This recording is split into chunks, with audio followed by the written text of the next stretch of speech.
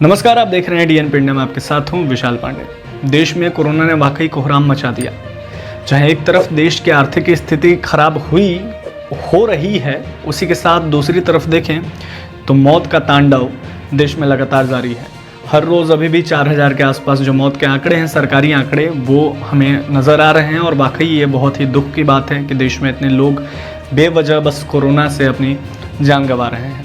ऐसे में उनकी भी कुछ इच्छाएं होंगी, वो इच्छाएं अधूरी रह जा रही हैं और अभी जीवन का समय अभी बाकी होते हुए भी वो अपनी ज़िंदगी अधूरी ही छोड़कर बीच में ही मौत के घाट उतर जा रहे हैं। जी हाँ, आज हम बात करेंगे उन बच्चों की जो कि कोरोना महामारी से अनाथ हो चुके हैं, क्योंकि मरने वालों में बुज़ुर्गों के साथ साथ मिडिल एज के लोग भी हैं और उनके साथ साथ युवा बच्चे भी हैं। और ज़रा सोचिए कि उन बच्चों का क्या जिनके पेरेंट्स ही इस कोरोना महामारी में गुजर गए हैं। जी हाँ, कई जगह से हमें दर्दनाक तस्वीरें भी देखने को मिल रही है, जहां बच्चा अकेले रो रहा है, उसकी देख रेख करने वाला कोई नहीं है। क्योंकि कोरोना महामारी में वैसे भी अगर आपको कोरोना से आपकी जान जा रही है तो आपको कोई कंधा देने भी आपके घर नहीं आएगा। ऐसी तस्वीरें हमें देखने को मिली है। कई जगह तो लाश अकेले बाप बेटे का लाश ले जाते हुए मजबूर है, पत्नी का लाश पति ले जाते हुए मजबूर है। ऐसी कई तस्वीरें, हमें शर्मसार कर देने वाली तस्वीरें अपने ही देश के समाज से देखने को मिली है। आज हम बात करेंगे उन बच्चों की, उनके लिए कुछ राहत की खबरें हैं। जी हाँ, प्रधानमंत्री ने पहले ऐलान किया कि जिन बच्चों को, जो बच्चे अनाथ हुए हैं कोरोना महामारी से, जिनके माँ बाप ने जान गंवा दी हैं, उनको हर महीने जो है वो भत्ता दिया जाएगा। उनको सरकारी खर्च से पैसे दिए जाएंगे ताकि वो अपना जीवन गुजारा कर सकें। इसी के साथ साथ सरकार उनकी पढ़ाई लिखाई की भी खर्च उठाएगी। जी हाँ, इसमें निजी स्कूल या केंद्रीय विद्यालय में एडमिशन से लेकर कॉपी किताब समेत जितने खर्च हैं वो सरकार ही उठाएगी। यहाँ तक कि अगर किसी को हायर स्टडीज़ करना है और वो लोन लेना चाहता है तो सरकार उसको लोन में भी छूट देगी, राहत देगी। और साथ ही साथ जो लोन का जो ब्याज है वो पीएम केयर फंड से भरा जाएगा। इसके साथ ही 23 साल की उम्र होने के बाद जो है उसको 10 लाख रुपये पीएम केयर फॉर चिल्ड्रन के फंड से दिया जाएगा, ऐसा प्रधानमंत्री ने घोषणा किया है। और ये बहुत ही राहत की बात है उन बच्चों के लिए जो अनाथ हो गए हैं। इसके बाद ही अलग अलग राज्यों में भी हमें ऐसी खबरें देखने को मिल रही है। साथ ही आपको ये बता दें कि सुप्रीम कोर्ट ने भी जितने राज्य हैं, राज्यों से अपील की थी, साथ ही साथ जिला प्रशासन से भी अपील की थी कि जो बच्चे अनाथ हो गए हैं कोरोना महामारी से, उनकी देख रेख की जाए, उनके लिए कुछ व्यवस्था किया जाए, क्योंकि उनकी देख रेख करने वाला कोई नहीं है।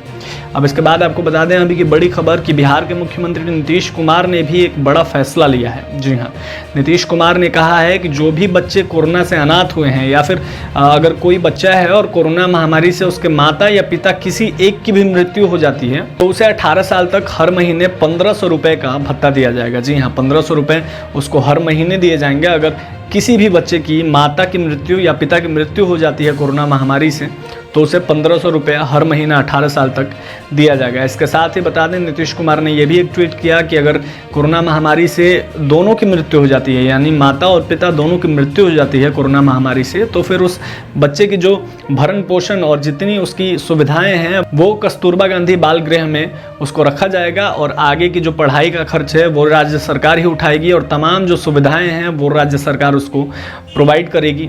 ये कहीं ना कहीं अच्छी खबर है। अलग अलग राज्य इनिशिएटिव ले रहे हैं ऐसे बच्चों के लिए, और बच्चों की भी जान गई है इस कोरोना महामारी से। जी हाँ, और तीसरा जो वेव आने वाला है, जिसको लेकर कई डॉक्टर्स ने ये चिंता जताया था कि बच्चों के लिए वाकई खतरनाक हो सकता है, तो इसके लिए वैक्सीनेशन की प्रक्रिया भी यूएसए में शुरू हो चुकी है। आपको बता दें, वहाँ वैक्सीन निर्माता फाइजर कंपनी है, उसने 12 साल से ज़्यादा की उम्र के बच्चों के लिए वैक्सीन बना लिया है। और उसने भारत सरकार से भी अपील की है कि 12 साल से ज़्यादा की उम्र के बच्चों को वैक्सीन जा सकती है। ये भारत सरकार जल्दी हमसे ले, हम देने के लिए तैयार हैं और इसको जो है अपने देश में बच्चों को देना शुरू करें। ये कहीं ना कहीं जो कोरोना का नया वेरिएंट है उस पर असरदार होगा और बच्चे सेफ होंगे। बच्चों के वैक्सीनेशन को लेकर भी चिंता जाहिर की है सुप्रीम कोर्ट ने। कई बार सुप्रीम कोर्ट ने कहा है कि बच्चों के वैक्सीनेशन के लिए कुछ किया जाए। केंद्र से कहा है, राज्य सरकारों से कहा है कि बच्चे जो हैं वो, उनको वैक्सीन की भी ज़रूरत है, उनको वैक्सीनेशन की भी प्रक्रिया शुरू की जाए। इस पर केंद्र जो है वो सोचे और इस पर कुछ ना कुछ नियम निकाले और लागू करें।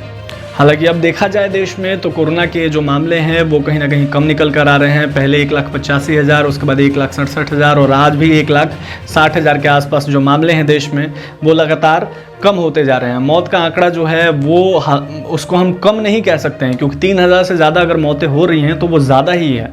एक दिन में 3,000 लोगों का सरकारी आंकड़ों के हिसाब से जान गंवाना बहुत ही ज़्यादा है।